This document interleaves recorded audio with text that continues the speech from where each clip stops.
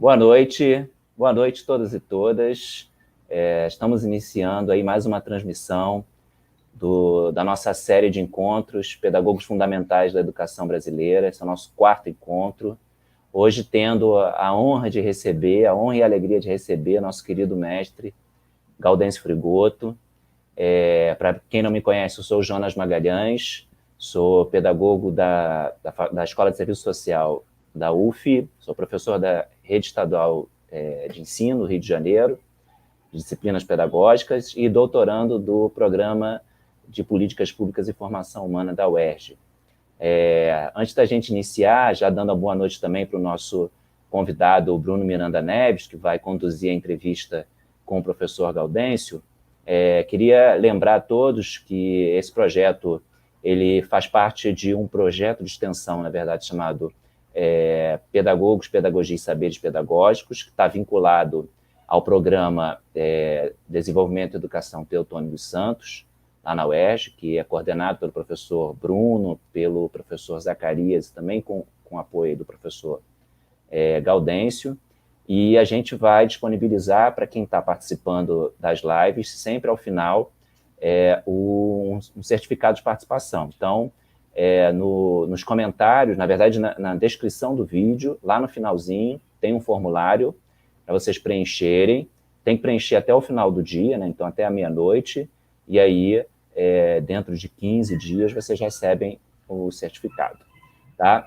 Bom, esse projeto, como a gente vem falando, é um projeto que tem um sentido de prestar homenagens a grandes pedagogos da educação brasileira, e aí desde a década de 80, desde o processo de redemocratização, da constituição dos programas de pós-graduação no Brasil, vem contribuindo com o pensamento pedagógico brasileiro, dando contribuições originais para pensar o contexto da educação brasileira nesses últimos 30, 40 anos. Esse projeto ele já teve a participação do Vitor Paro no mês passado, nós entrevistamos também o Luiz Carlos Freitas e a professora Selma Garrido Pimenta, que abriu aí a nossa série de encontros. Nós ainda teremos, além do professor Gaudêncio, em julho, a professora Maria Amélia Franco Santoro. Em agosto, a gente vai ter a participação do professor José Carlos Libânio e da professora Sônia Kramer. Em setembro, a professora Vera Candô. Em outubro, a gente vai ter a participação da professora Nilda Alves, e ainda temos aí 2 meses em que a gente vai fechar essa programação. Tá? Mas basta vocês acompanharem, quem ainda não está inscrito no canal, se inscrevem, porque aí vocês vão receber as notificações sempre que a gente tiver uma live agendada. Bom, a gente vai tentar ser mais breve possível aqui na apresentação, porque a gente quer iniciar logo a nossa entrevista, mas antes eu queria dar alguns informes. Primeiro, dizer que a gente tem aí o livro Pedagogos em Cena disponível para vendas. Quem quiser, quem estiver interessado, também está aí na descrição do vídeo. É esse livro aqui, que foi elaborado por pedagogos lá da Faculdade de Educação da UF. E queria também dar um aviso a respeito da divulgação do livro Trabalho Docente sobre Fogo Cruzado 2, que é um livro organizado pelo grupo de pesquisa Trabalho, Praxis e Formação Docente, lá da UERJ, do qual faço parte.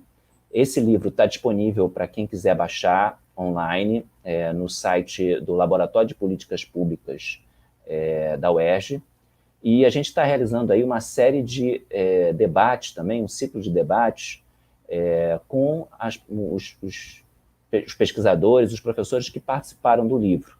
Tá? Então, na semana passada, a gente teve um encontro maravilhoso com a professora Cássia Quenzer, com a professora Vera Nepomuceno e com o professor Cláudio Fernandes. E aí, no dia 15 de junho, agora, a gente vai ter um novo debate sobre esse tema, trabalho docente sobre fogo cruzado, com a Kátia Reis e a Guilhermina Rocha. A Kátia Reis é pesquisadora, na verdade, ela é presidente do Simpro, Macaé, e a Guilhermina Rocha é pesquisadora do Centro de Estudos de Saúde do Trabalhador e Ecologia Humana do ENSP da Fiocruz. Tá? Então, a gente vai estar aí, a live vai ser transmitida pelo site do Laboratório de Políticas Públicas, também, a gente vai colocar aí o link para vocês acessarem. E no dia 14/6, a gente vai ter o lançamento em conjunto do nosso livro, Trabalho Docente sobre Fogo Cruzado 2, e do livro da professora do CAP-UERJ, Amanda Moreira, Trabalho Docente sob a Lógica Privatista Empresarial. A gente vai estar com a Amanda Moreira e com o Rodrigo Lamosa, que fez a apresentação do livro da Amanda e que também escreveu um artigo para o nosso livro. Tá? Então, convido a todos a participarem. Essa live vai ser transmitida pelo canal do YouTube do Programa Desenvolvimento e Educação Teotônio dos Santos. Então, procurem aí, a gente tem linkado também o vídeo, o canal, e aí vocês podem acessar também e participar desse evento, que é muito, muito importante, muito interessante esse debate sobre o trabalho docente. Bom, estou correndo aqui porque eu quero começar logo e fazendo a apresentação do professor Gaudêncio Frigoto.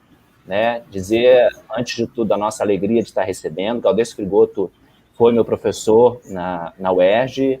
A gente tem mantido uma relação estreita por conta de questões relacionadas à pesquisa, pela minha inserção também no programa de mestrado, depois do doutorado, do qual o Gaudêncio é docente, e é uma figura que a gente tem o maior carinho. Bruno também, nosso colega de trabalho e nosso colega de luta também, muito tempo, vai falar um pouco, vai se apresentar já, mas queria apresentar o Gaudêncio Frigoto, professor, antes de passar a palavra para o Bruno e para o próprio Gaudêncio. Bom, o Gaudêncio, ele é professor atualmente titular, o Gaudêncio é professor associado da Universidade do Estado do Rio de Janeiro, mas também atuou na Universidade Federal Fluminense, professor titular aposentado dessa universidade. Ele é formado em filosofia e em pedagogia, tem mestrado em administração de sistemas educacionais pela Fundação Getúlio Vargas, doutorado em educação pela PUC de São Paulo, pesquisador A1 do CNPq, coordenador do grupo CNPq Trabalho, História, Educação e Saúde, grupo TESE, sócio fundador da Associação Nacional de Pesquisa e Pós-Graduação em Educação, ANPED, e orientou mais de 100 teses e dissertações, participou de mais de 200 bancas de teses e dissertações e concursos públicos, enfim, e tem aí mais de 61 artigos completos em periódicos, muitos livros publicados, dos quais eu destaco aqui o clássico A Produtividade da Escola Improdutiva, que resultou da sua tese de doutorado, Educação e Crise do Capitalismo Real, Educação e Crise do Trabalho, Perspectivas de Final de Século, Teoria e Educação no Labirinto do Capital, e além deles, assim, alguns livros organizados com a professora Maria Savata e a professora Marise Ramos, Ensino Médio Integrado, Formação do Cidadão Produtivo, a Cidadania Degada, Políticas de Exclusão na Educação e no Trabalho, e Escola Sem Partido, Esfinge que Ameaça a Educação e a Sociedade Brasileira.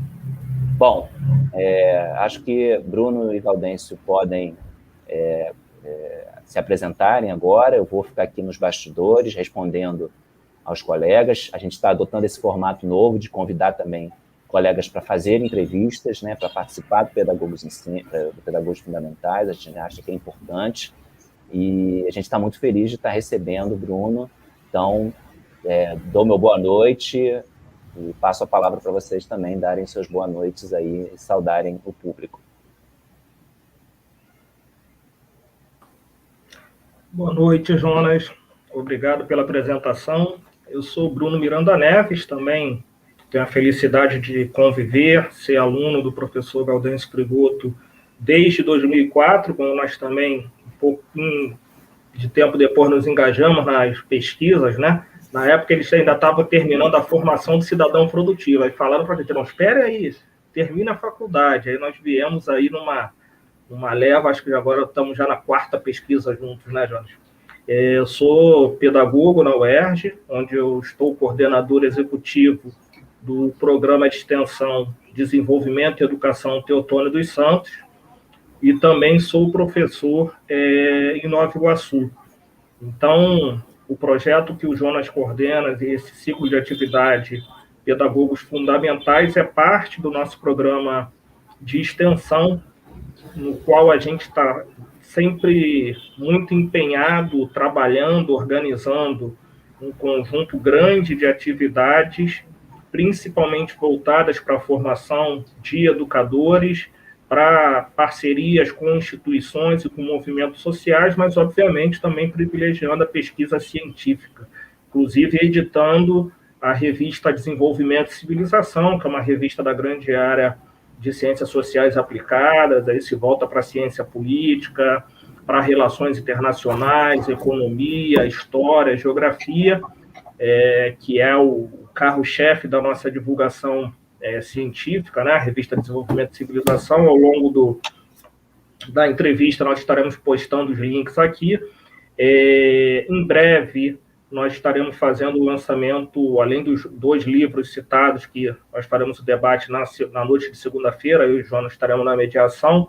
Agora, em julho ou agosto, nós estaremos lançando 2 coletâneas, Desenvolvimento e Educação, volumes 1 e 2, pela editora Apris, que são coletâneas oriundas dos nossos cursos homônimos, das 2 primeiras turmas, né, que nós ministramos ao longo do ano 2020, e que reúnem textos aqui de nós 3, dos alunos que concluíram esse curso, que inclusive está com a próxima turma com inscrições abertas até o dia 15 de junho. Até o dia 16 de junho, nós também estaremos com inscrições abertas para o curso Fundamentos da Educação e Didática, que é um curso coordenado pelo pedagogo e professor Livaldo Teixeira da Silva. Deixar aqui o Gaudêncio dar boa noite e depois fazemos aqui a introdução da entrevista. Seja bem-vindo, professor. Obrigado, Bruno. Boa noite, Jonas. Uma boa noite a todos e a todas que acompanham esse belo projeto de extensão. Uma honra, uma emoção, sem dúvida, e especialmente no momento que a gente vive na sociedade brasileira, de uma dupla tragédia, né, Bruno, né, Jonas? E quem nos ouve. Tragédia de uma pandemia sem controle, que já mata quase 500 mil pessoas. E a tragédia de um governo que é absolutamente cínico, frio, calculista, aposta no senso comum, no negacionismo e indiferente frente à morte e à dor de tantos. Nunca nós imaginaríamos, meus mestres também imaginariam que a gente chegasse nesse tempo, mas não vai ser para sempre. E por isso que eu considero, Jonas e Bruno, esse tipo de atividade como um ato de resistência, um ato de pensar coletivo para onde nós tivermos a mínima influência, ali dizer isso não pode continuar. Estou muito feliz de estar com vocês, foram 2 alunos, hoje 2 colegas e, acima de tudo, hoje 2 amigos, então estou muito feliz. Ok.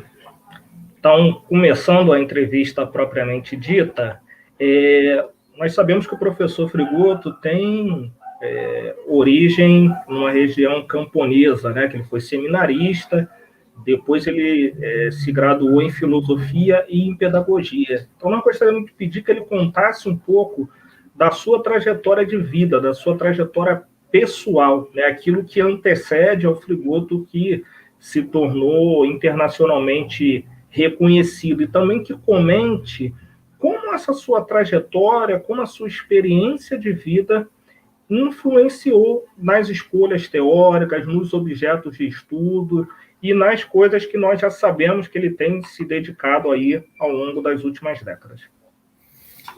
Excelente questão e, ao mesmo tempo, é uma espécie de inventário, né?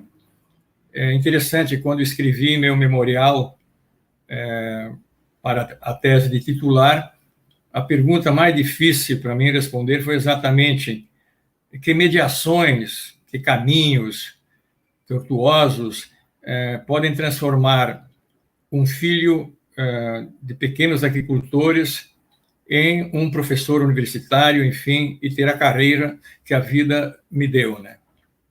Sim, eu sou o 7º filho de uma família de 9 e sou o único da família que tem o nível de escolaridade que eu tenho e uma irmã que eu ajudei a pagar os estudos.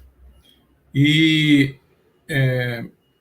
os demais têm 4º ano de escolaridade, que é o que este país deu à geração que me antecedeu e ainda continua, para muitos sequer, terem o 4º ano de escolaridade, porque são mais de 11 milhões de analfabetos no Brasil ainda. Vivi no campo, muito feliz. O campo, com 9 irmãos, é uma festa, né? Para os pais, não. Muito trabalho, muito suor, muita dignidade, né? E pobre, mas vivendo do bom e do melhor, que hoje se pagaria muito caro, que era uma comida saudável, uma vivência com os vizinhos, enfim. E é interessante, né? Porque se fala muito qual é a sua vocação, né? Eu sempre digo que a palavra vocação é uma palavra meio mística do ponto de vista do inventário, como de Gramsci dizia. Portanto, em termos científicos, é difícil falar em vocação. Por quê? Porque é exatamente isso que vocês me pedem. Que caminhos, que mediações o conduziram a ser o que você é. E é interessante, quando fui ler Gramsci lá, comecei a ler Gramsci já na graduação. A gente tinha um privilégio de ter professores lá na Unijuí que estudaram na Europa, então traziam já elementos do Gramsci àquela época, mas mais Bourdieu, Foucault, etc. Mas, enfim, nascido do campo, até os 12 anos lá fiquei, e a primeira vontade de mudar a vida do campo foi quando, com 9 anos, eu conheci o que era um caminhão, um Ford 28, e que, para esse carro andar, tinha uma manivela à frente, a ignição era uma manivela que você tocava e o carro... E aí eu vi um Deus, né, com letra minúscula, dentro daquele ronco, e a gente fazia em casa os próprios carrinhos. E então a primeira vontade de sair do campo foi ser caminhoneiro. Mas cadê o dinheiro para comprar o caminhão? A segunda foi quando eu tinha 11 anos e uns 10 meses. Passou um frade de barbas longas na casa dos meus pais, e era a época que a própria igreja, a Igreja Católica, já estava em crise de vocações, né? Vocações, a igreja pega no interior, no campo. A maior parte dos frades da Igreja Católica são de origem, a maior parte campesina, né? E eu e um irmão éramos únicos ainda dentro do critério daquela ordem para poder ir para o seminário. O critério era não ter mais que 12 anos. Por quê? Porque era uma ordem que tinha que fazer voto de pobreza, obediência e castidade. E eu sempre digo que pobreza e obediência é nenhum problema, mas o outro é que era o problema. Mas nessa época, evidentemente, com 11 anos e ainda sem televisão, com rádio, não tinha os estímulos de hoje do jovem que com 11 anos já é homem, como diriam os nossos vizinhos espanhóis. E por quê? Então, meu irmão, que era mais esperto que eu, quando viu esse frade, disse, não é boa coisa. Literalmente, da varanda, pulou da janela e pegou um cavalo e foi ao fundo do sítio, da fazendola, e só voltou depois do almoço. E esse padre, veja que coisa, né? Esse padre me perguntou, você quer ir para o seminário? Não. Você sabe o que é seminário? Não. Mas eu vou te falar. Diz, no seminário é um lugar onde se trabalha um pouco. Aí eu abri o olho, porque em casa era um trabalho como valor de uso, evidente, e meus pais eram muito ciosos de não colocar a gente em trabalhos pesados, mas era ou estar na escola, ou estar fazendo o pequeno dever, que eram poucos, ou tratando os animais, juntando alimento para o gado, para a ovelha, para os suínos, enfim, tarefas do campo. Então, trabalhar um pouco não era... Se trabalhasse um pouco, já era bom. O segundo, ele diz, olha, se reza um pouco. E aí, olha, abri o olho ainda mais, porque meu avô morava junto e rezava muito. Eu tinha raiva da reza, porque de noite, cansado, ele ficava lá, ladainhas, então, pô, já melhorou. Quando ele disse se estuda muito, a minha vocação, então, para usar agora aqui o termo comum que se diz, subiu. E quando se diz se joga todos os dias alguma coisa, quero ir. Um mês depois, estava dentro desse internato com milhares, centenas, aliás, eu era o 486. Numa turma anterior às minhas, depois, João Pedro Stedley. Numa turma adiante, Cândido Giboski, Elísio Contini, vários profissionais hoje que são referências no campo dos movimentos sociais, um sociólogo, Cândido Giboski, Luiz Contini, da Embrapa, em suma. Conto esse detalhe porque é importante ver o quanto o conhecimento pode, quando ele é potente, abrir caminhos, né? Em suma, e ali você ficava o ano todo e tinha um mês de férias depois. Mas tinha uma coisa muito interessante, né? Era uma ordem universal italiana. E por isso eles queriam formar gente intelectuais universais. Então, por exemplo, eu só ouvia música sertaneja em casa, ou brasileira, ou uruguaia, ou argentina, porque a gente vivia perto da Argentina. E esses frades nos faziam todo dia, depois do almoço, tinham meia hora de limpeza das coisas, lavar pratos, limpar, varrer, e depois a gente ia antes do jogo, de uma meia hora de jogo, 30 a 40 minutos de música clássica. Ouvi um clássico por vez.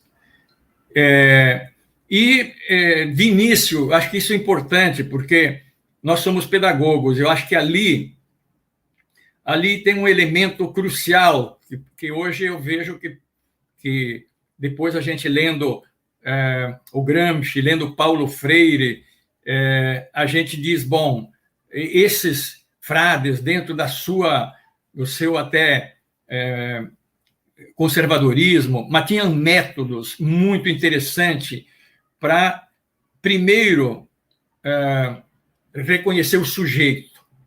O que é o sujeito, filho de um agricultor que vive no campo meio isolado?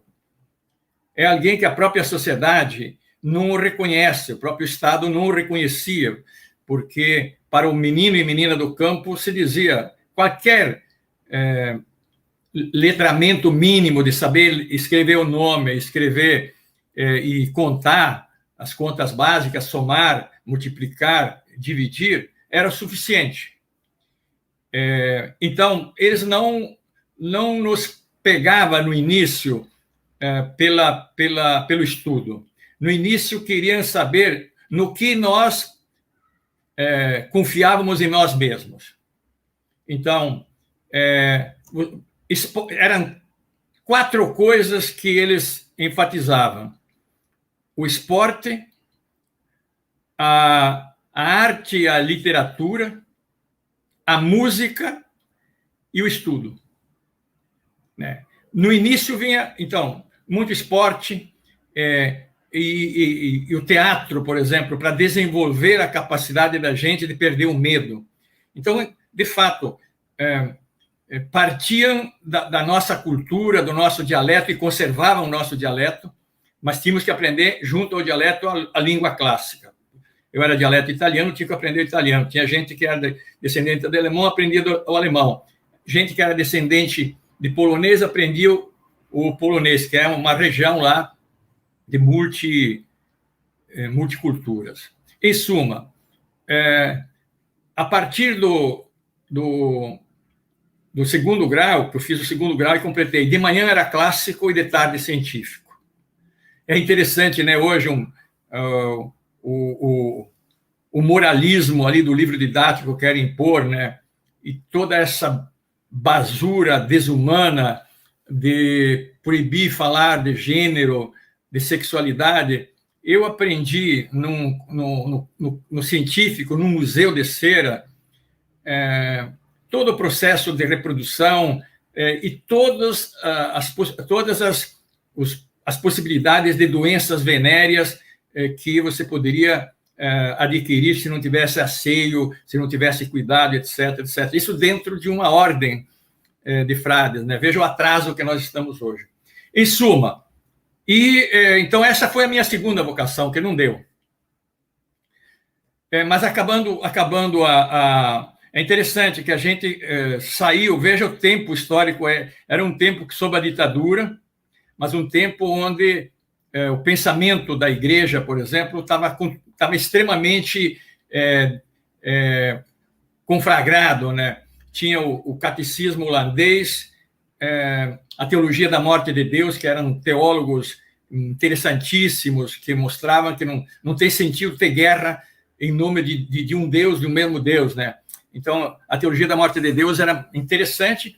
E nós, veja, eu era 486. Ao final do ensino médio, nós éramos 15. E saímos 14 coletivamente. Eu trabalho a equipe e só ficou um, que é um grande teólogo hoje, que é Luiz Carlos Sozin. E aí, como filho de colono, tinha que ir para a vida, né? Mas aí ingressamos num curso de filosofia da Unijuí, e que era um curso extraordinário, porque os professores eram ex-padres, formados em Roma, formados na França, ou professores leigos, mas que também tinham uma formação bastante universal. 5 anos de filosofia e depois uma pós-graduação de 1 ano de problemas do pensamento humano, sobre os mitos da origem e do fim. E nesse meio termo é que eu fiz pedagogia. Ficou mais fácil porque eu aproveitei todas as disciplinas básicas, né? Então só fiz as disciplinas mais referentes à pedagogia. Mas veja, em pedagogia nós tínhamos, além de sociologia, antropologia, estudos políticos. Era uma época que, apesar de ser tempo da ditadura, aquela instituição tinha um vínculo muito forte com o movimento do campo e da cidade. Eliana Brum, que é uma grande jornalista que escreve, é filha, eu a conheci neném, porque o presidente da Unijuí era o Argemiro Jacob Brum. Até ele tem um livro interessante sobre o desenvolvimento do Brasil. E ele era um autodidata. E fiz filosofia, pedagogia. Acabando o curso, vejam os caminhos, né? Como é que se constrói os caminhos da vida. Os caminhos da vida nos ensina que nós somos seres absolutamente sociais. E que, evidentemente, que a nossa individualidade conta, mas ela conta na medida em que nós temos materialidade concreta. Veja, eu queria um caminhão, não tive. Passei pelo seminário, cheguei à conclusão que não era por aí. Acabei a filosofia e o que fazer?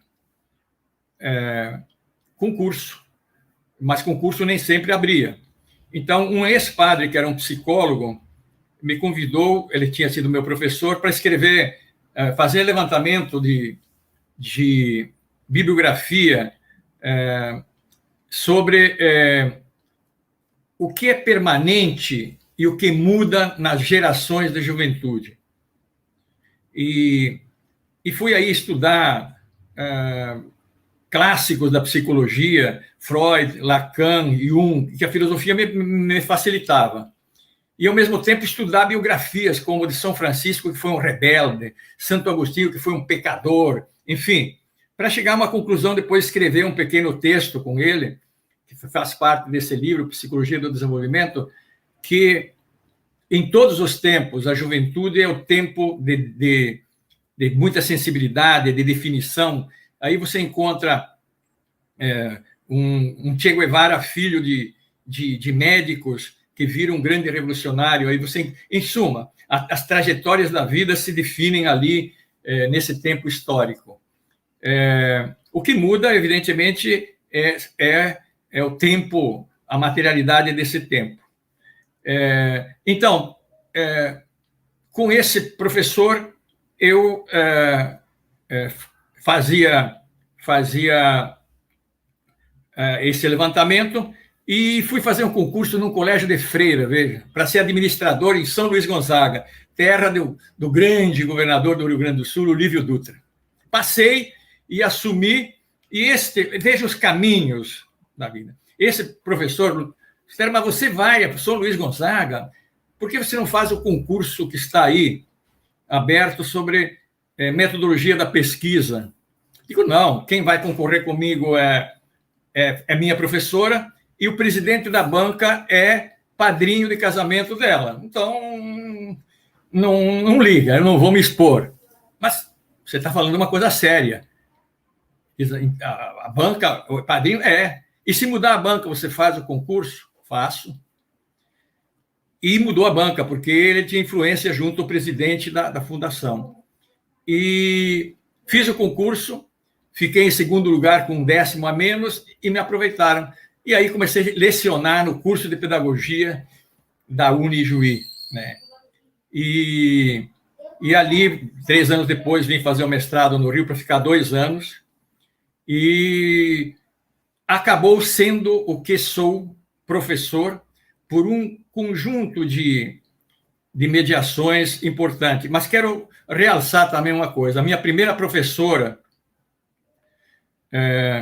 Terezinha Dariva, na escola Borba Gato, unidocente. O professor anterior era um professor ligado à igreja e que dava castigos físicos ainda. Então, meus irmãos têm raiva da escola até hoje, porque a escola era um lugar não de prazer, mas de apanhar, etc, etc.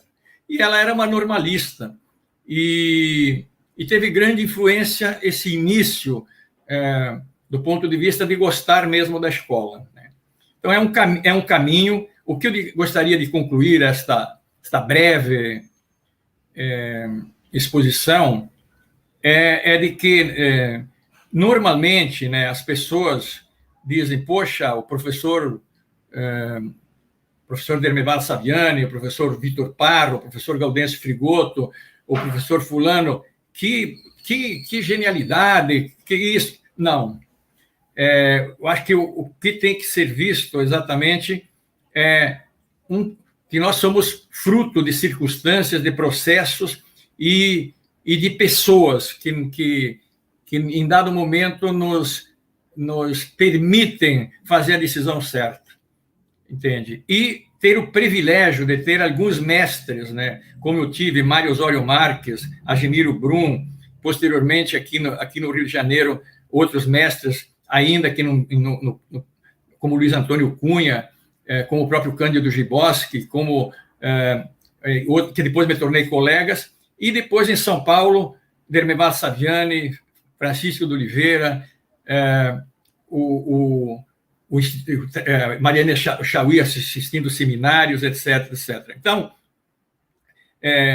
eu sou, digamos, fruto deste processo que acaba transformando, digamos, colono, filho de pequenos agricultores, em pessoas que podem fazer parte de forma consciente, de forma ativa na sociedade.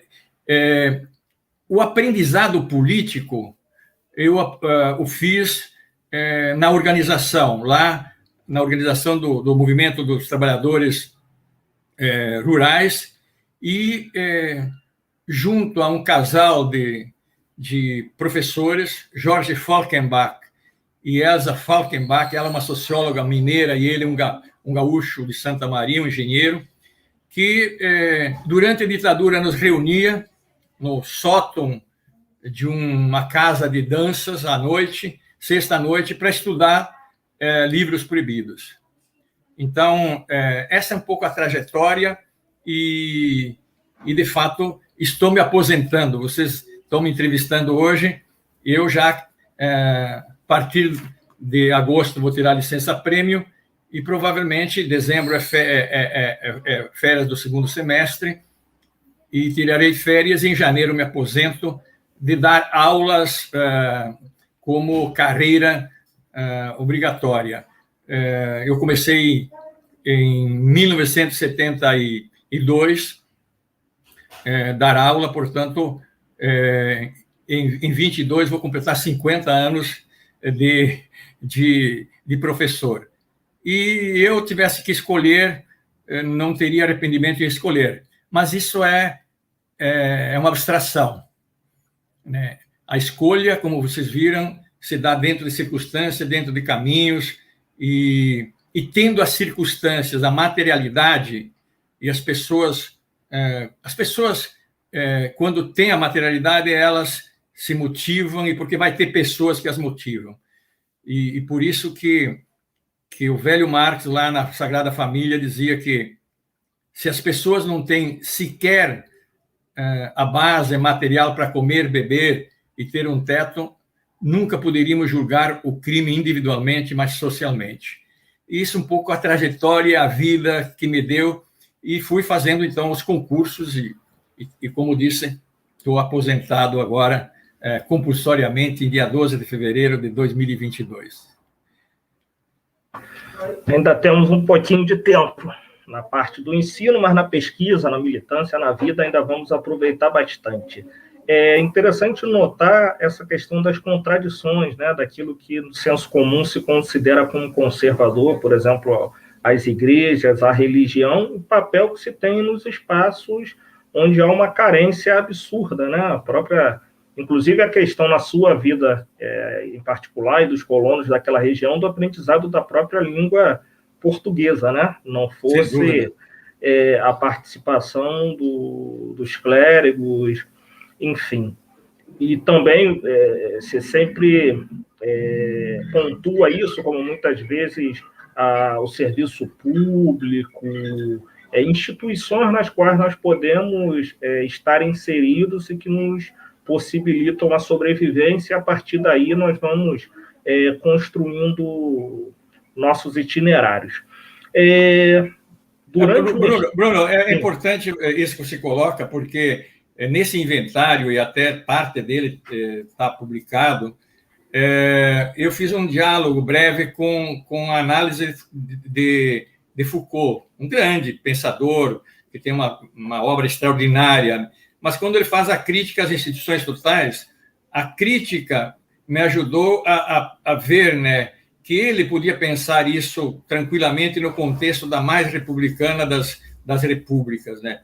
Mas quando vinha para a periferia de um capitalismo selvagem e de colonização e de quase 400 anos de escravidão, contraditoriamente, isso que você diz, o caminho dos pobres era dois para os homens na minha geração.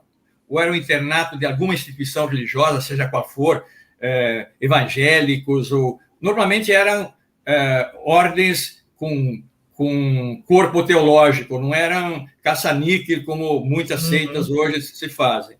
Ou o serviço militar. O caminho também de muitos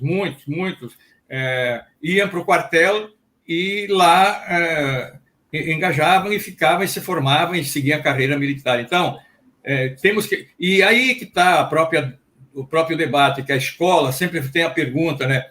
Mas a escola capitalista pode ter uma educação integral? Claro que não se pode ter uma educação integral em termos absolutos, mas é possível disputá-la porque as instituições são contraditórias, como você diz, e o novo se produz dentro dessa contradição. Com certeza. Nós tivemos, é possível que a maioria das pessoas que está assistindo essa entrevista ouviu falar ou já leu, pelo menos em parte, o seu livro A Produtividade da Escola Improdutiva, que é fruto da sua tese de de doutorado, né, e é um marco na produção acadêmica do Brasil e latino-americana, principalmente na nossa área, né, que é a economia política da educação. Algum tempo depois, você faz um livro que também é bastante célebre, que é a Educação e a Crise do Capitalismo Real, em que se aponta, olha, se o socialismo realmente existente colapsou, o que se tem de modo de produção social da existência da maioria do mundo também está numa crise, e foi uma das primeiras pessoas, inclusive, ali a incorporar discussões como, por exemplo, do Istvan Mesarow sobre o caráter orgânico, estrutural da crise do capitalismo, né? Óbvio que tem uns outros textos muito importantes, como sua tese de livre docência, sua tese para professor titular na UF, né, no campo de trabalho e educação. Então, queríamos escutar um pouco aqui sobre os trabalhos que você considera mais importantes, né? Na nossa convivência, a gente sabe que, além desses 2 livros, você também preza muito por um capítulo que foi lançado, de livro que foi lançado pelos companheiros de Minas, né, que é o Novos Fetiches Mercantis, que você discute aí teoria do capital humano, competências, ideologia do capital social. E eu estava até comentando agora um pouco antes com o Jonas e contigo sobre o caráter didático e de testemunha que o seu texto, Os Circuitos da História, o Balanço da Educação no Brasil na primeira década do século XXI, nos presta, né? Foi um texto que você fez em 2010, uma conferência de abertura no 30º aniversário da Amped, e vejam a importância.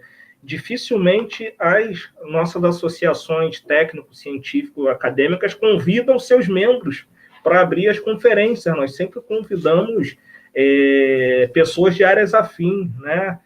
Já foi Chico de Oliveira, Marilena Chauí, outros intelectuais muitíssimo importantes, e a Amped, no seu 30º aniversário, convida um de seus associados para também dar testemunho da importância de estarmos atuando e produzindo ao mesmo tempo. Então, se pudesse comentar, até para as pessoas que estão acompanhando ou começando a estudar a sua obra, os textos de referência, as importâncias dela, do ponto de vista da construção do conhecimento sobre a pedagogia, sobre a sociedade brasileira.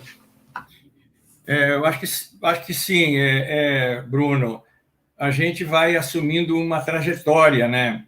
E, como se diz, quando você se coloca uma problemática, ela te toma a vida, né? É muito interessante porque eu fiz a minha dissertação de mestrado com um orientador que pensava e pensa diametralmente oposto a mim. Entretanto, a gente não podia escolher orientador na época da ditadura. Quem escolhia orientador era o professor, dizia, eu quero orientar fulano, ou o coordenador indicava o orientador. Mas aí é interessante ver que depois eu fui aprender em Marx isso, de levar em conta muito aqueles que pensam de forma oposta, até contrária, antagônica a gente. E o Cláudio Moura Castro, que é um grande cara influente na política dual da educação brasileira, pai do decreto 2208, quis me orientar, porque, embora estivéssemos na ditadura, ele permitia e gostava do debate. E até participei de uma pesquisa sobre a América Latina com ele, com Maria Ciavata e com outros colegas. E ele queria que a gente fizesse uma tese, eu e uma colega chamada Darcy Costa, sobre os efeitos cognitivos e não cognitivos da aprendizagem do Senai. E aí a gente já começou a discutir. Por que não cognitivos? São ideológicos, enfim. Mas, enfim. E aí eu produzi uma dissertação sobre a pedagogia do Senai, na verdade. E dela e a metodologia de ensino do Senai, das séries metódicas. E dado o caráter, digamos, que a dissertação era meia minha e meia do meu orientador, eu acabei não publicando. Até me cobram muito hoje alguns colegas de uma parte que as séries metódicas, etc.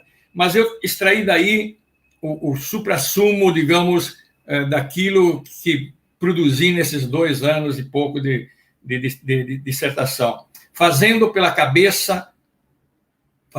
mãos a cabeça do trabalhador, a pedagogia do Senai. Eu acho que isso é importante porque a classe burguesa brasileira deu ao patronato a condução do conhecimento do conteúdo, da disciplina e da forma de formatar os trabalhadores de acordo com os seus interesses. Tanto que lá dentro se dizia: aqui se ensina o que serve à indústria, aqui se ensina o que serve aos serviços, etc, etc. Ali, e dentro disto, é que, por um lado, essa percepção que eu tive, analisando meninos e meninas que estudavam na escola pública do Rio de Janeiro e vendo aqueles meninos que estudavam no Senai. Aí comecei a perceber exatamente o que é concretamente a dualidade na educação e o que é uma educação diferenciada para a classe popular, até comparando a estrutura de laboratórios do Senai, as salas do Senai, a sala do diretor do Senai e o cubículo da professora, diretora das escolas que eu pesquisei. E a outra base era a filosofia, o curso de filosofia, e que batia de frente com a visão positivista, funcionalista, empiricista do meu orientador, Cláudio Moura Castro, que ele tem um livro que é a ode ao positivismo, que chama A Prática da Pesquisa. E por aí, então, é que eu comecei, me inscrevi com um projeto com o professor Saviani em São Paulo, e buscando, havia o debate na época, o livro do Cláudio Sal, que era Escola e Trabalho, e ele tinha uma provocação que eu não gostei à época, que os pedagogos têm que cuidar de pedagogia e deixa os economistas pensar a economia, né? É como que pedagogo não pode pensar a sociedade. É um pouco isso que se diz, professor tem que ensinar as regras do bem ensinar. E fui produzindo, então, no diálogo com Marx e Gramsci, Manacorda, Lenin, sobretudo esta base, e mais os meus mestres, Saviani, Chico de Oliveira, Paulo Freire, à época já tinha produzido, evidentemente, o clássico e outros clássicos, o livro A Pedagogia do Oprimido, e fui construindo a produtividade da escola improdutiva, na verdade, mostrando que, do ponto de vista da classe dominante, uma escola que não dá acesso ao conhecimento científico, cultural, ela é improdutiva para as classes populares, mas produtiva para a reprodução das relações sociais, etc. E também duas questões aí para demarcar da importância já do debate ali com o Saviani sobre as teorias pedagógicas, as teorias tradicionais, reprodutivistas, crítico-reprodutivistas e histórico-críticas, né? E ali começava o Saviani a produzir toda essa discussão. Mostrar que a produtividade da escola improdutiva vem também pela primeira regressão que o capitalismo sente e que busca resolver problemas que ele criou, mas para os quais as soluções que ele dá não os corrige. Como diz Harvey, o capital e o capitalista veem as crises, mas não são capazes de ver de onde elas vêm e nem solucioná-las, as posterga. Veja, a burguesia nasce com um ideal revolucionário, iluminista, escola pública, universal, gratuita, laica. Não podia dizer unitária, porque numa sociedade de classes é a escola dual.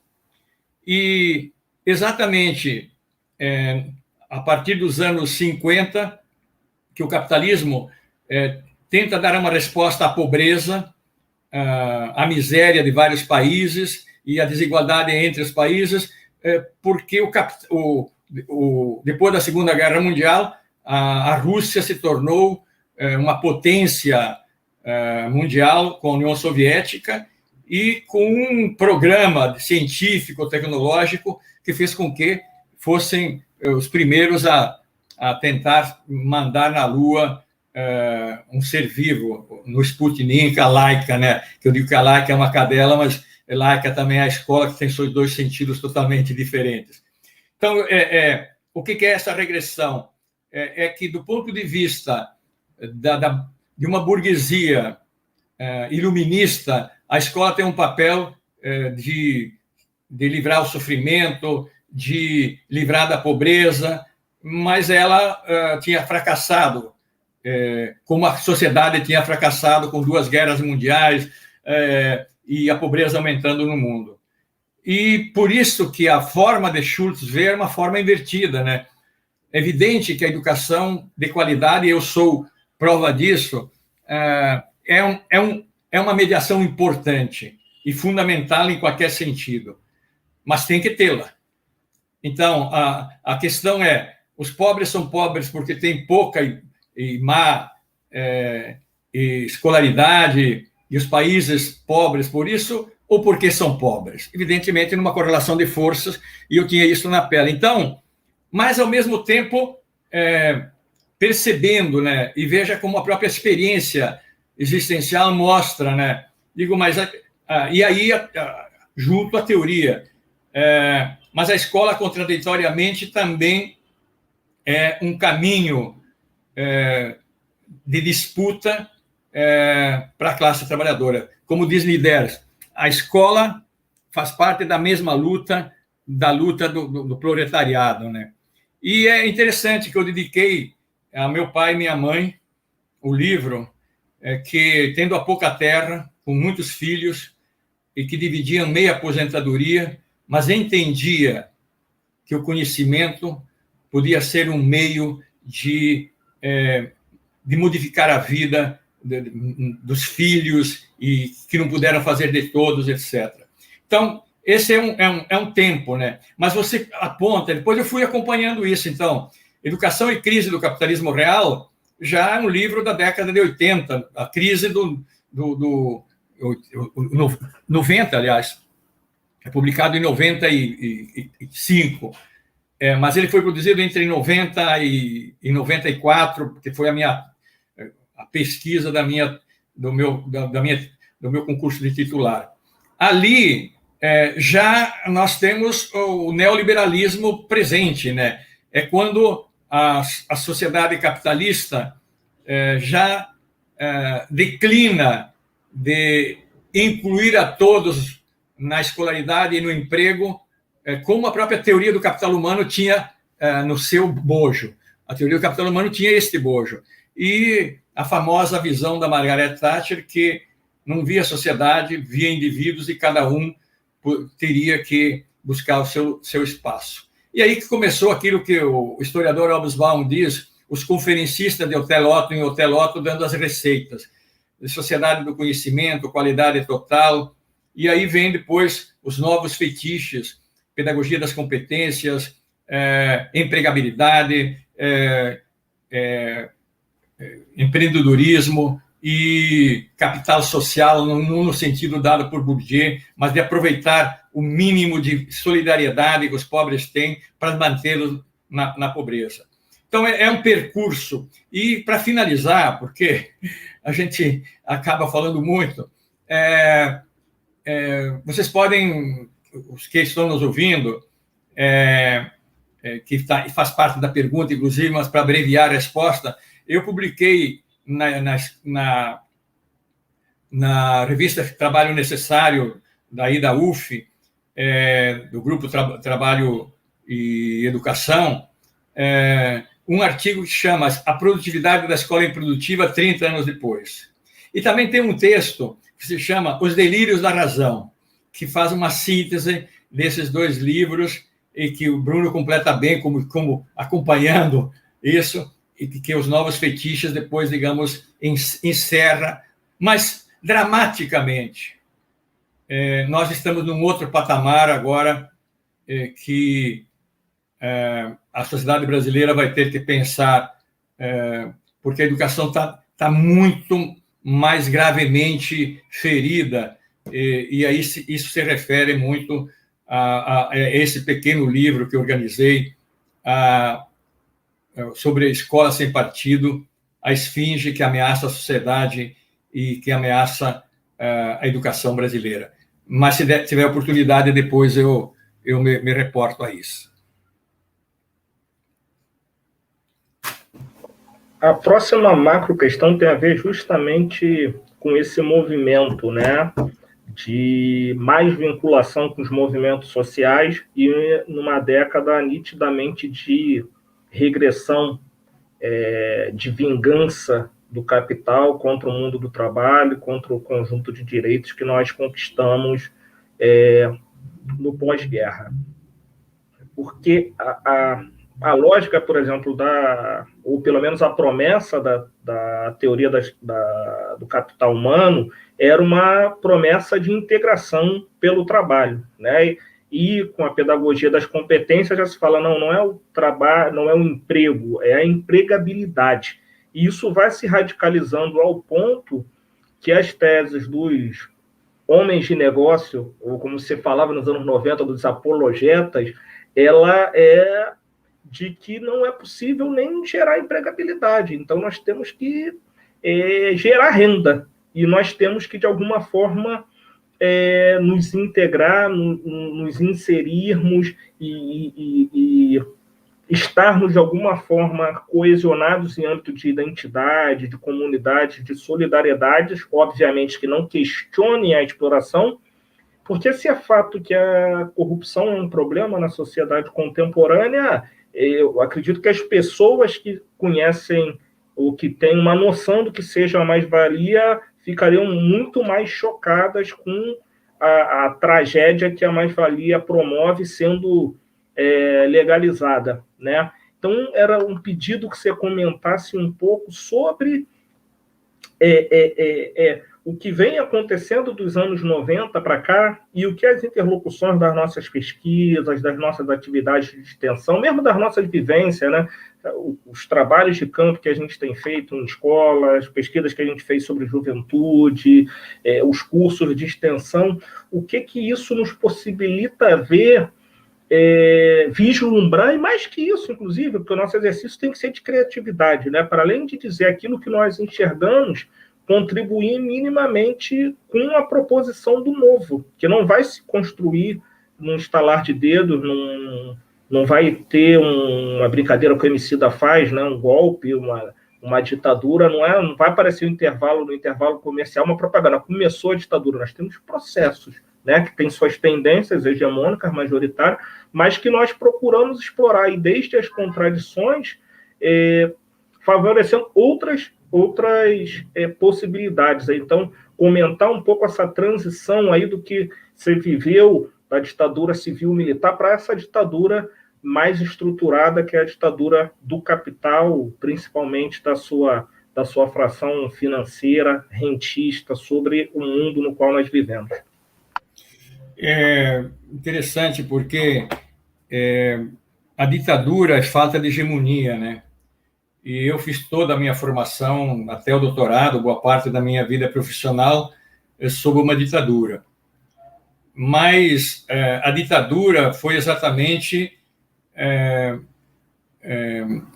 o ato violento da classe burguesa brasileira, que o Florestan gosta de chamá-la de plutocracia, um punhado de ricos que, quando se sente minimamente atingido nos seus interesses, como uma burguesia subordinada, não à altura das burguesias que fizeram as revoluções clássicas, ou faz uma ditadura ou um golpe. Então, a minha educação é entre duas ditaduras, a de Vargas, mas eu peguei meus mestres, exatamente os mestres que escreveram sobre esse momento mais auspicioso, quem sabe, da luta social no Brasil.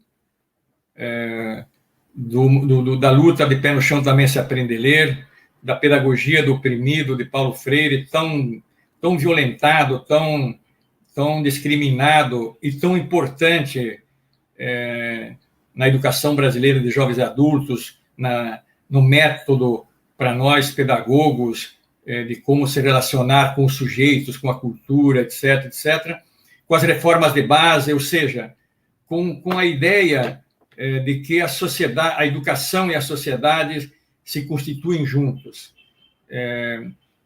Portanto, era um momento em que se sonhava fazer, mesmo que dentro da ordem capitalista, mas contra esta ordem escravocrata, colonizadora, etc. Vieram 21 anos de ditadura. Mas dentro dos próprios porões da ditadura, nós fomos nos formando, foram se formando gerações.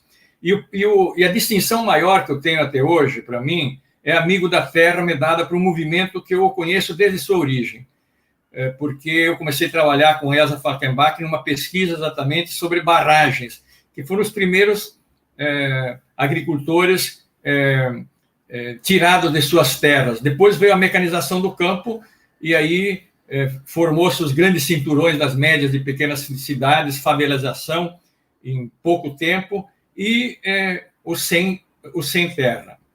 E que é muito interessante, porque nesse percurso, né, o movimento sem terra talvez seja o que organicamente, mais que todos nós, tem tomado a pedagogia do oprimido na teoria e na prática.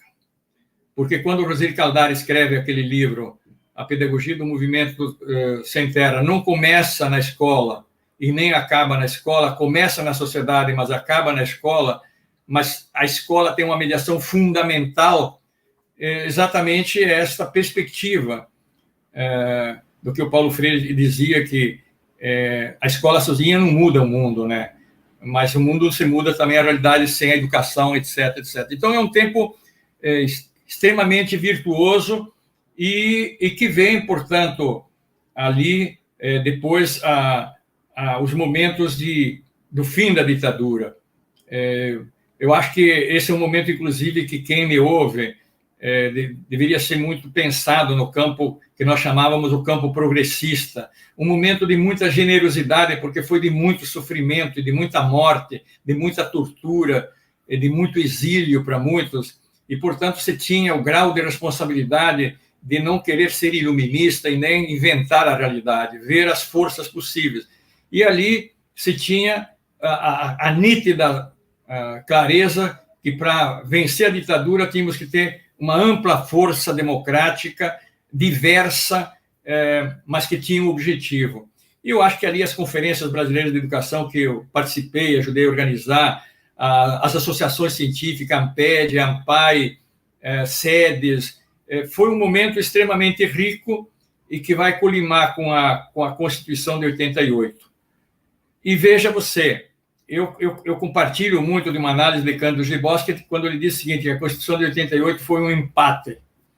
Isto não houve ganhadores, mas foi incluído na Constituição de 88 grandes pontos de conquistas populares e conquistas sociais. Mas aí vem o problema da forma que a classe dominante brasileira lida com a lei. É aquilo que Fábio Conder Comparato, e vocês podem consultar aí no pequeno texto as duas constituições, ele diz que no Brasil, desde o Império até hoje, todas as constituições incorporaram valores e demandas populares, mas tem uma outra Constituição que é para valer. E ali 2 mecanismos para não pôr em prática aquilo que foi da luta popular, ou não pôr em prática, digamos, na proporção daquilo que as forças populares demandam e a sociedade demanda. Um é não regulamentar. Por exemplo, 2 exemplos que ele dá na Constituição de 88, controle social da mídia, que não tem nada a ver com censura. 2, taxação das grandes fortunas. Durante a pandemia, gente, 32 brasileiros de março de 2020 a abril de 2021 32 brasileiros se formaram bilionários nas estatísticas da Forbes e do mundo. Esta é a sociedade brasileira. Então, uma é não regulamentar e a outra é postergar. Nós sabemos quanto tempo ficamos discutindo a LDB, até que descaracterizaram o Plano Nacional de Educação, etc. Mas o golpe maior que veio foi a década de 90, especialmente no período Fernando Henrique Cardoso, que incorporou a doutrina neoliberal na sociedade, vendendo o país, e na educação, voltando aí a dualidade, enfim, os princípios, e aí começa a ideia da meritocracia, e começa também a descaracterizar os próprios cursos de licenciatura e de pedagogia, dizendo que nós estávamos ensinando teoria demais, o professor não precisa aprender sociologia, psicologia, história, política, ele tem que aprender as regras do bem ensinar. Me recordo muito que eu até comentei isso na minha conferência, que você fez referência de abertura da Amped. Livros que davam 40 técnicas para formar campeões, 30 técnicas para levar seu filho ao curso melhor da universidade. E isso começou aí. E que também foi quebrado. Eu acho que nós tivemos um período de quebra e chegamos a esse desespero, digamos, do tempo presente. Mas aí é outra história, né?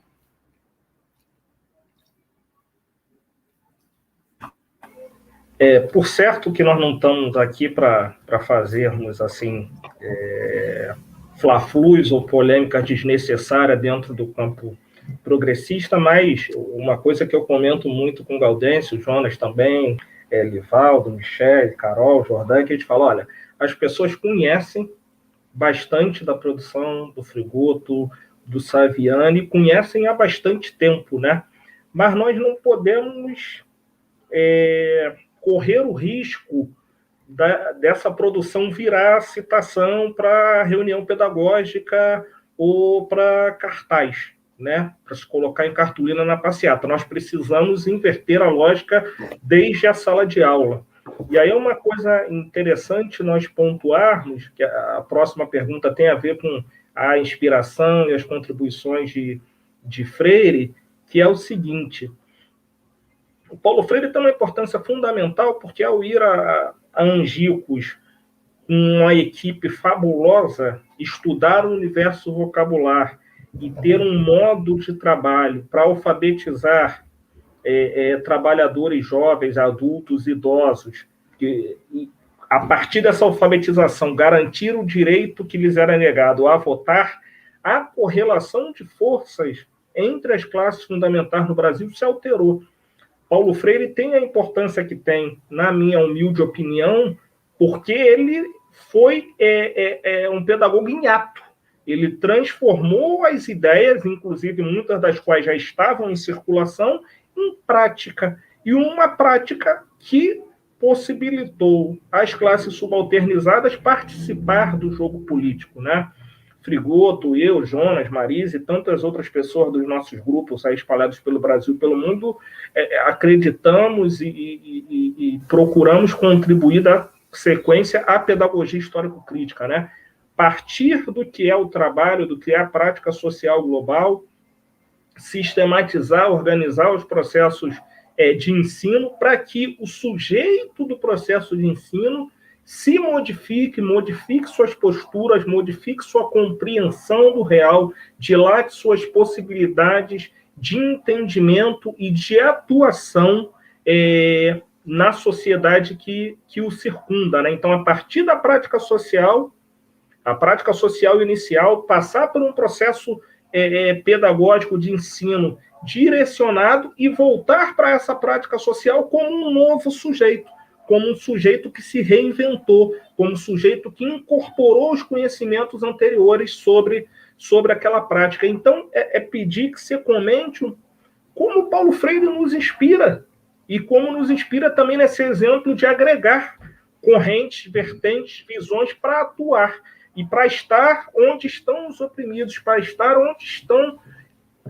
está a nossa classe, onde estão as pessoas mais vulneráveis, para que elas incorporem instrumentos de luta para melhorar as suas próprias vidas, para fazer as suas próprias escolhas. Não, acho que você colocou muito bem, digamos, o centro, digamos, da forma que Paulo Freire trabalhou. Eu sempre tenho notado, né, e lido, de que os regimes ditatoriais, eles perseguem, não, sobretudo, aqueles que produzem uma tese acadêmica pura, mas, como você coloca, aqueles que produzem uma tese acadêmica e têm um pé na sociedade, na transformação concreta e prática, né? Citando várias... Veja, o que aconteceu com Anísio Teixeira? Acabou num elevador aqui no Rio de Janeiro e a morte ainda até hoje não é explicada.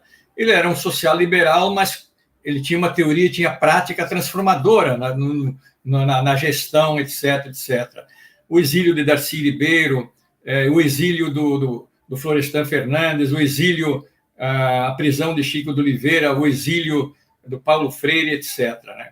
Então, não por acaso, o Paulo Freire se tornou o inimigo número 1 das forças neofascistas ou fascistas que comandam, digamos, o governo de hoje, mas ele era combatido há mais tempo dentro do pensamento da escola sem partido, etc, etc. Então, isto revela de que o fato de querer negar, ou melhor, fazer com que a memória de Paulo Freire morra, significa o quanto ele foi relevante e o quanto ele é relevante na formação de novas gerações, não só de pedagogos, mas de cientistas sociais, cientistas políticos, etc. E o Paulo Freire sempre dizia que ele foi estudar Gramsci, foi discutir Gramsci, textos de Marx, mais tarde, né? Mas se a gente olha aquilo que depois Saviani escreve do senso comum à consciência filosófica, o Paulo Freire tinha isso no método dele, partindo como você diz, do conhecimento, da cultura, do sujeito concreto, como ele é, e a partir dele, do seu mundo vocabular, das suas motivações, e desenvolvendo para que ele tomasse consciência do seu mundo e ele se tornasse sujeito, né? Então, acho que é isso, a síntese que eu faria disso e da importância de Paulo Freire. Paulo Freire é um ícone de um tempo, ele é síntese de um tempo na educação, e que é exatamente o tempo que vai da ditadura, fim da ditadura Vargas, até hoje, do ponto de vista da importância do Paulo Freire. Eu citei antes o livro da Sagrada Família, mas nesse mesmo livro tem uma passagem que o Marx diz que as ideias, as teorias são importantes, mas em si e por si nada muda se não existirem homens e mulheres que as põem em prática, né? Então, o Paulo Freire produziu com a equipe dele um método, mas era um método vinculado a um projeto de nação, a um projeto de inclusão, a um projeto de justiça, um projeto de cidadania e portanto, um projeto revolucionário, né? No sentido que a gente poderia dizer dentro da realidade brasileira. E por isso é que querem apagar a memória. Eu acho que é um estímulo para que a gente o retome mais do que a gente o tomou. E, como disse, eu percebo que nos assentamentos do Sem Terras, nos trabalhos, agora mesmo vou participar de um debate que há 800 inscritos de todo o Brasil, que são mulheres e homens, jovens, militantes, trabalhadores do campo que estudam.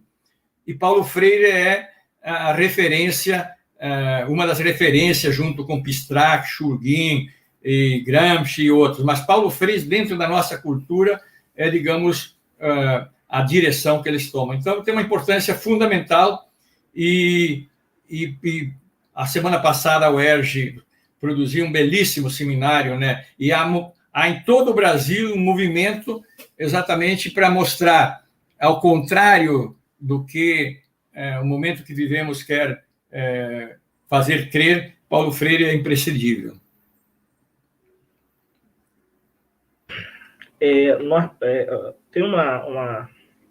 Você tem uma passagem muito interessante no último capítulo que você escreve no livro A Formação do Cidadão Produtivo, que você fala que o principal da privatização não está na cobrança de taxa, né? Está na ideologia que nos conforma a viver individualizado, alquipelizado, com pouca empatia, com pouca preocupação socioambiental, com pouco respeito à diversidade humana.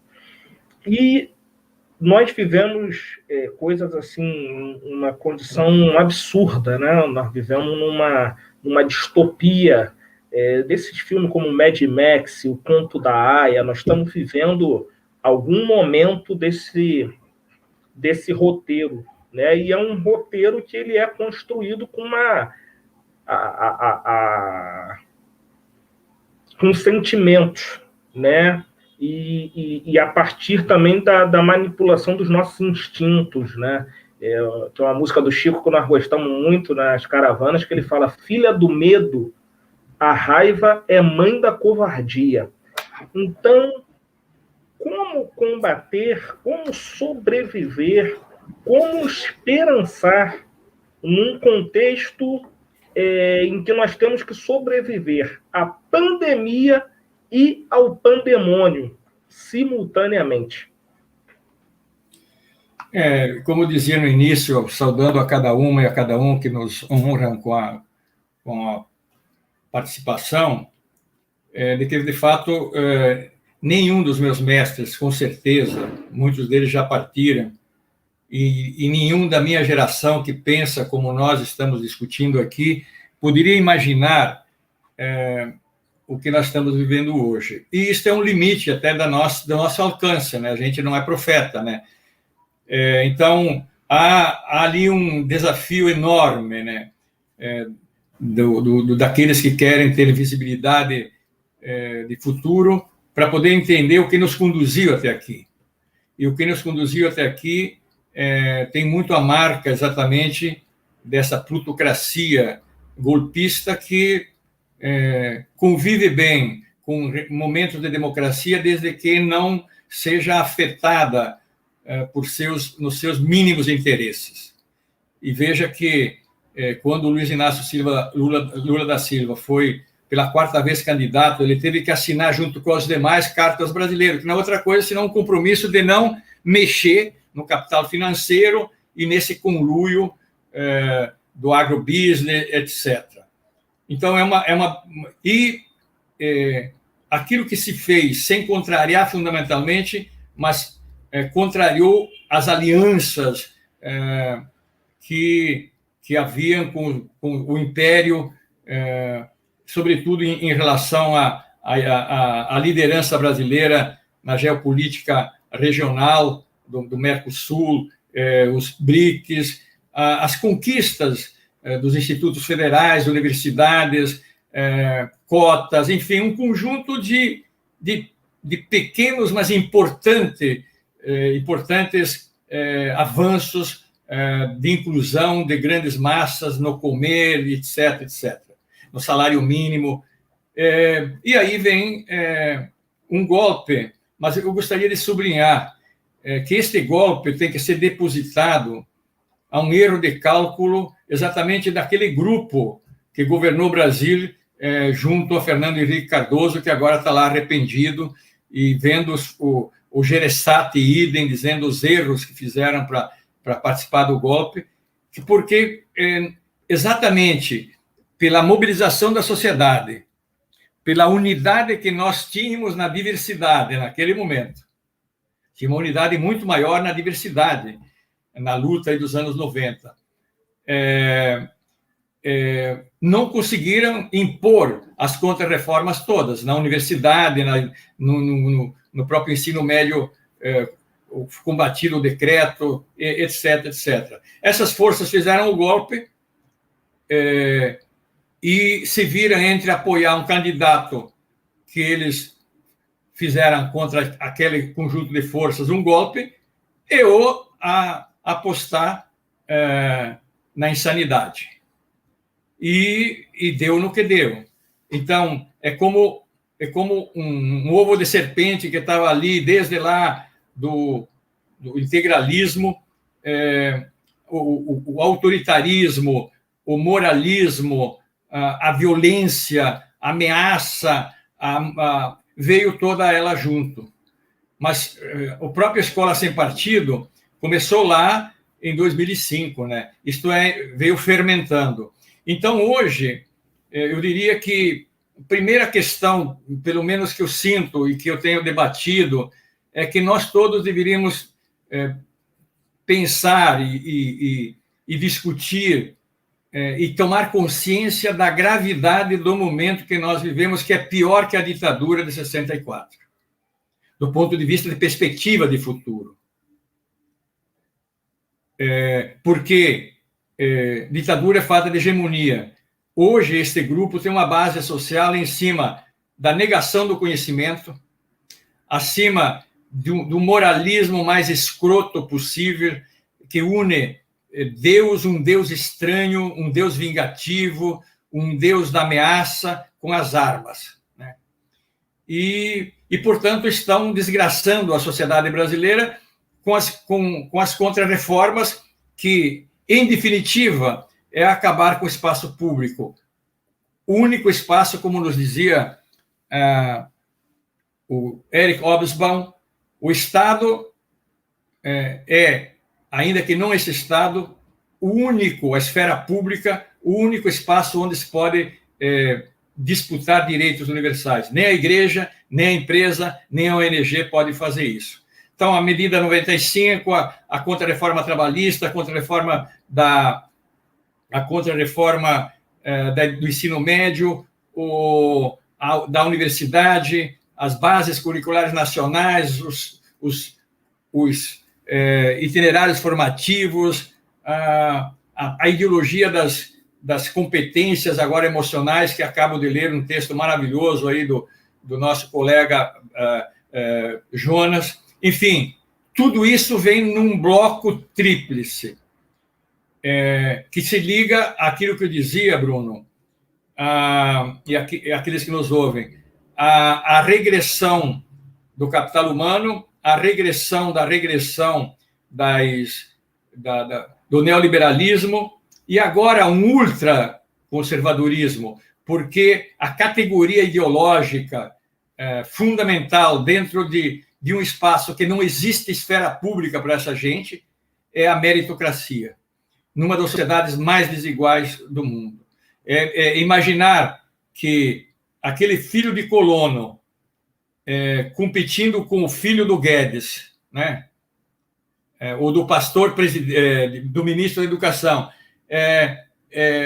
Eu estaria aqui sem as mediações que eu tive, entende? Imaginar que o mérito era individual, né? Foi uma visão quase biológica individual que eu tive. Não, foi um conjunto de circunstâncias que me induziram aqui, mas lá ficaram, dos meus colegas, 22 colegas da escola unidocente, ficaram 21 com 4 anos de escolaridade.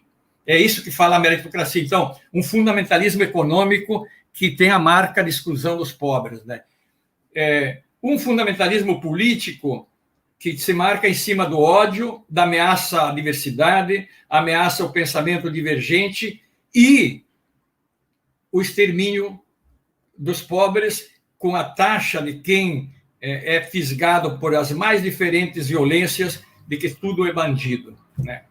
Tudo é bandido. Então, mata-se 20 de uma vez, 15 de outra. Então, os pobres estão sendo liquidados ou pela fome ou pela violência. E junta-se a isto o fundamentalismo religioso, que quer impor os valores particulares de uma crença como valores universais e querem subordinar a ciência à crença. O livro didático, a nova política do livro didático, exatamente sintetiza isso. Então, é um cenário, digamos, que não pode seguir, porque junto a ele tem a militarização das escolas e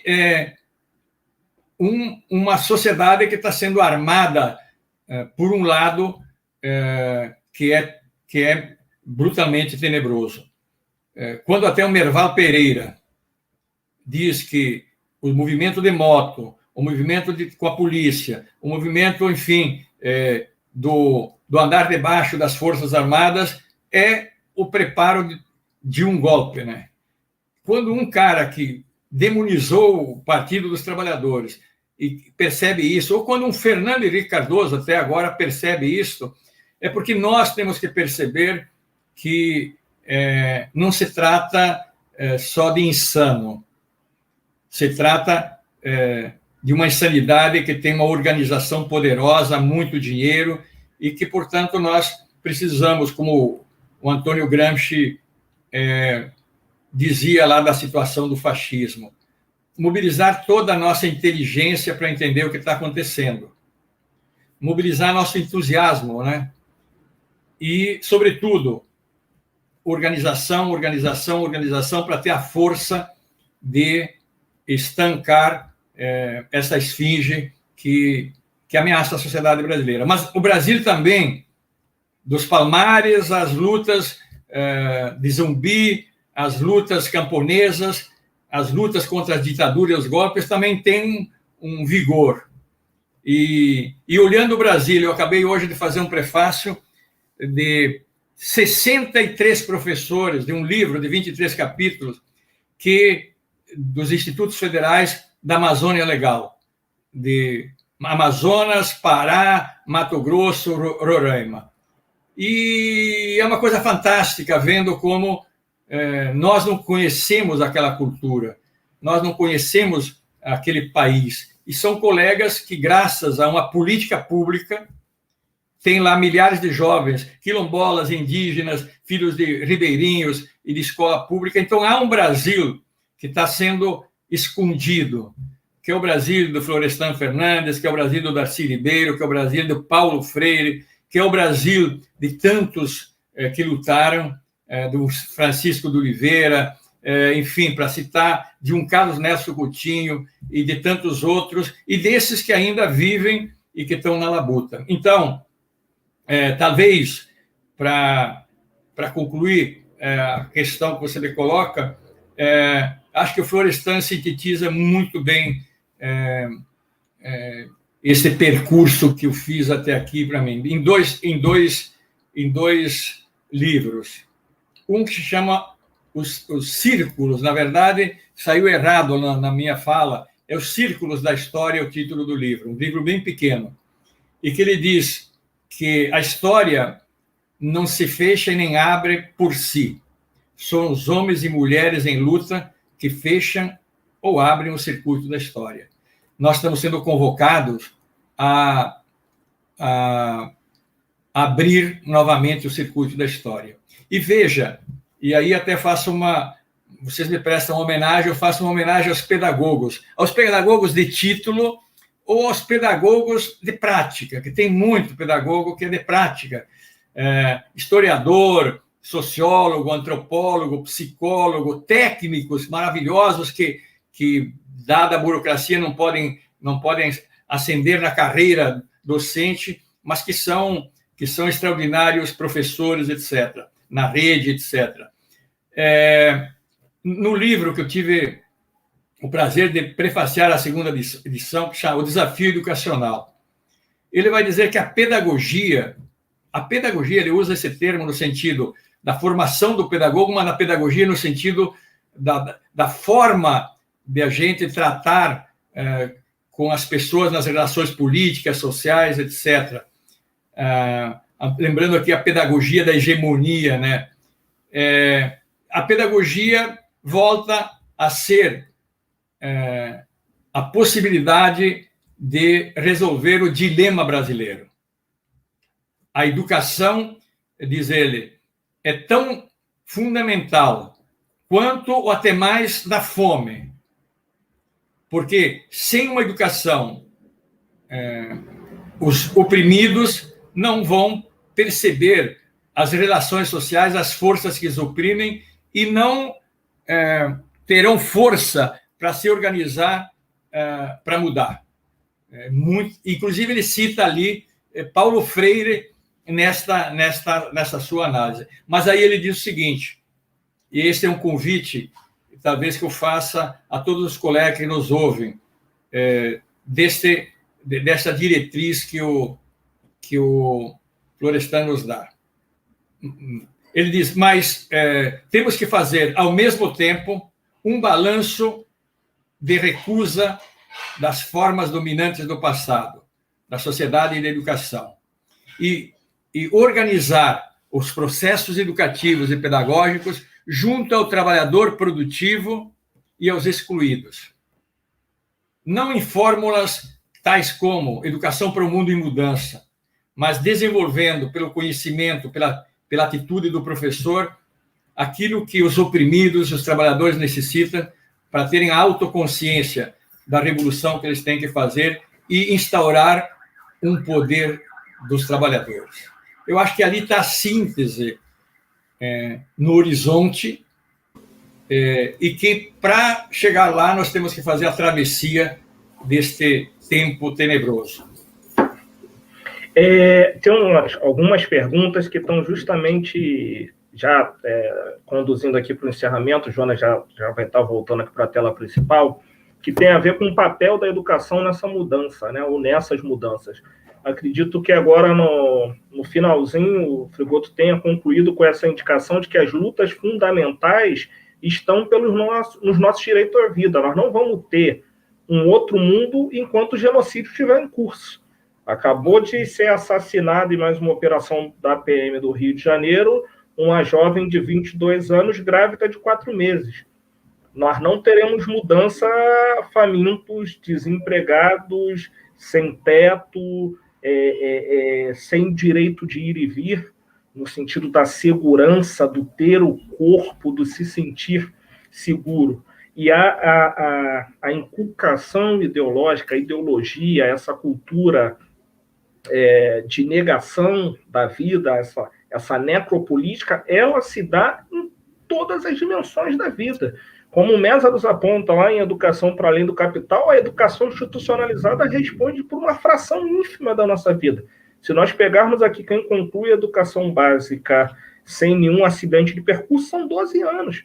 Mas nós temos a família, os meios de comunicação, as instituições religiosas, os clubes de futebol, a visão que nós temos de trabalho, quanto nós temos que nos conformar para disputar uma vaga de emprego, quanto que nós temos de nos conformar para continuar empregados, seja no público, seja no privado, quanto nós temos que ser performáticos, né? O quanto nós temos que acatar para nós conseguirmos o sustento. Eu estava brincando com a minha filha, que eu trabalho com o Gaudêncio desde antes dela nascer, e ela entrevistou o Gaudêncio ainda antes da gente, né, Jonas?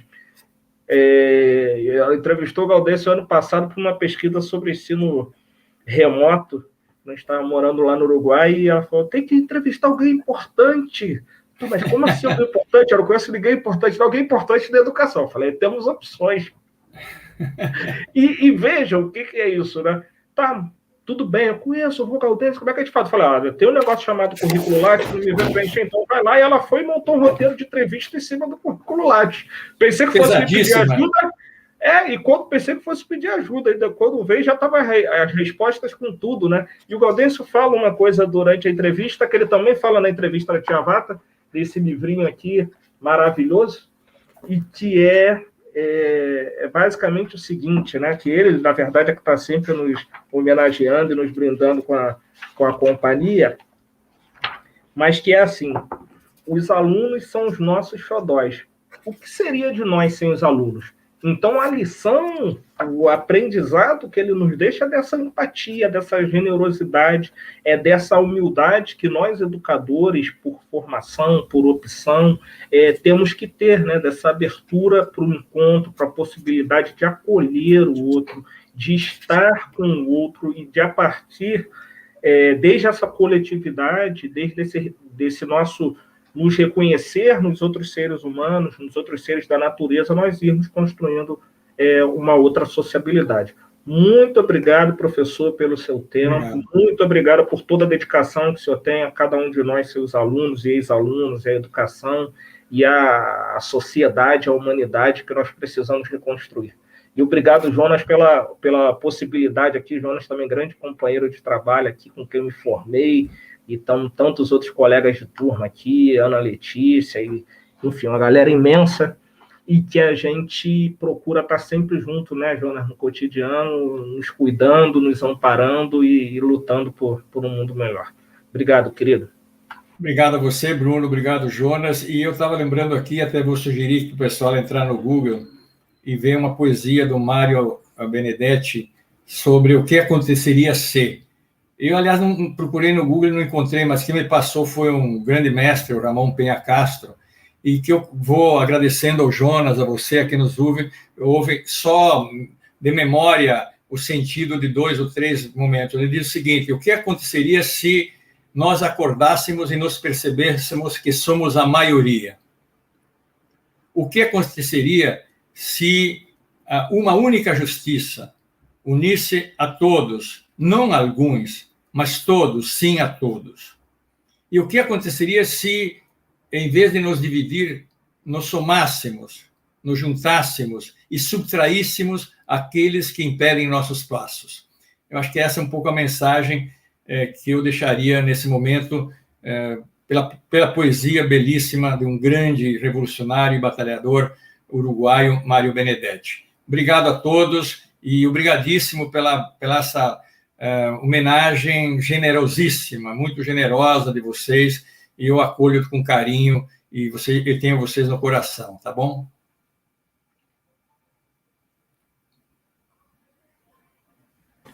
Jonas, abre seu microfone, querido. Estamos perdendo suas mensagens.